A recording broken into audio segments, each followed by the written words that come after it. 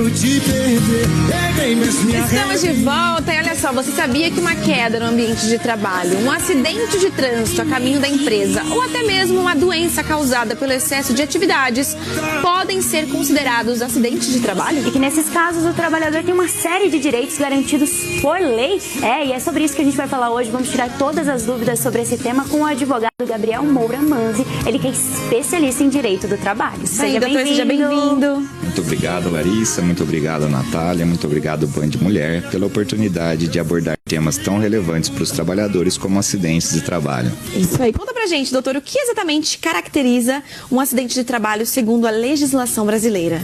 Olha, segundo a legislação brasileira, um acidente de trabalho é aquele que ocorre no ambiente do trabalho ou em razão das atividades laborais.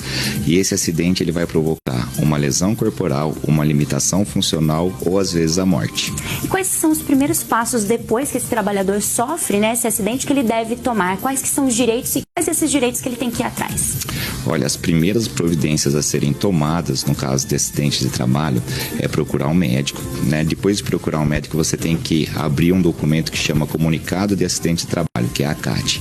Após a abertura da CAT, esse trabalhador vai passar por uma perícia para ver se se caracteriza um acidente de trabalho ou não. Se ficar verificado que se trata de um acidente de trabalho, ele vai dar entrada no benefício dele no INSS, que é chamado Auxílio Doença Acidentário, que segue o Código B91 dos benefícios previdenciários. Olha só, e se a empresa recusar emitir o CAT, doutor? Olha, quando a empresa recusa emitir o CAT, a primeira questão é que se trata de uma infração administrativa passível de autuação, mas nós temos algumas opções para o trabalhador.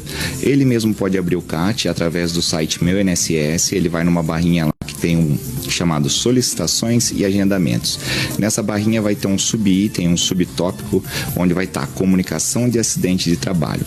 Lá ele vai preencher um formulário colocando os dados do empregador, os dados dele, o local, a hora do acidente de trabalho, o laudo médico, que seria o relatório médico, e vai anexar outros documentos, como fotos, filmagens e outros documentos que sejam pertinentes ao acidente de trabalho. Doutor, durante o afastamento, a empresa ela continua depositando o FGTS? Continua depositando o FGTS. Nos casos de acidentes de trabalho, esse é um dos direitos que resguardam o trabalhador. Olha só. E, doutor, quais tipos de danos podem ser indenizados? Pergunta interessantíssima. O acidente de trabalho, ele pode ocasionar diversos danos. Nós temos o dano moral, que é aquele que causa um abalo psíquico no trabalhador. Nós temos o dano estético, que é aquele que causa uma alteração visível nas características físicas do trabalhador. E nós temos o dano material. O dano material compreende 3 modalidades de dano. Os danos emergentes, que correspondem à cirurgia médica, despesas com medicamentos e tudo mais. O lucro cessante, ou seja, aquele trabalhador, ele está afastado, ele vai deixar de auferir a renda que ele auferia. E às vezes esse auxílio doença acidentário é inferior ao salário que ele recebia na empresa. Então essa diminuição de renda é passível de uma compensação. E por fim nós temos um dano que é chamado de limitação funcional. Esse dano ele dá as maiores indenizações em matéria de acidente de trabalho. Por quê? Porque ele vai considerar o salário que o trabalhador recebia, a expectativa de vida dele segundo o IBGE e o percentual da limitação funcional. Doutor, no caso de funcionários que precisem usar EPI, o equipamento ali de proteção, se caso ele sofrer algum acidente por não estar usando o EPI e for culpa do próprio funcionário, ele também recebe a indenização? Olha, essa é uma questão muito controversa na justiça, na jurisprudência, na lei, pelas seguintes questões. O funcionário, se ele não estiver utilizando o EPI, ele pode ser advertido, depois ele pode receber uma suspensão e depois ele pode ser demitido por justa causa. Por quê? Porque o empregador é quem tem o poder diretivo, é o poder de fiscalizar o ambiente de trabalho e controlar todas as circunstâncias de trabalho. Então é ele que tem que primar pela utilização do EPI.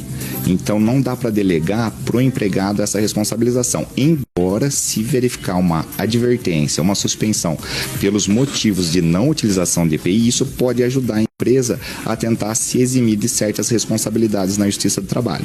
E, doutor, em caso de doença ocupacional, transtornos psicológicos, também tem direito? Com certeza, pergunta muito pertinente. As doenças ocupacionais, dentre elas os transtornos psicossociais, são classificadas pela legislação brasileira como situações equiparadas a acidentes de trabalho. E sendo equiparadas a acidentes de trabalho, delas emergem os mesmos direitos. Por exemplo, a estabilidade de 12 meses do retorno ao emprego após o afastamento, o direito a indenizações pelos danos materiais, morais, danos estéticos, lucro cessante ou pela limitação funcional e o direito ao recolhimento de FGTS nesse período de afastamento. Como que funciona esse processo se o trabalhador sofrer algum acidente indo até o local de trabalho, no meio do trajeto? Quais que são os direitos desse trabalhador? Olha que pergunta interessante e atual. Em 2017, nós tivemos uma reforma trabalhista. Essa reforma tinha tirado essa questão de chamado acidente de percurso. Porém, agora a jurisprudência, o TST, reestabeleceu essa questão. Ou seja, se o trabalhador ele sofreu um acidente entre a casa dele e o ambiente de trabalho, ocorre o que a gente chama de acidente de percurso. E o acidente de percurso é equiparado a um acidente de trabalho, porém com algumas ressalvas. Nessa situação, como não houve culpa do empregador, esse empregado que sofreu o acidente de percurso, ele vai ter direito somente ao recebimento do auxílio doença acidentário e ao depósito do FGTS. E um outro direito que ele vai ter, que é comum também a quem ofere esse tipo de benefício, é a estabilidade quando ele retornar ao emprego. Perfeito.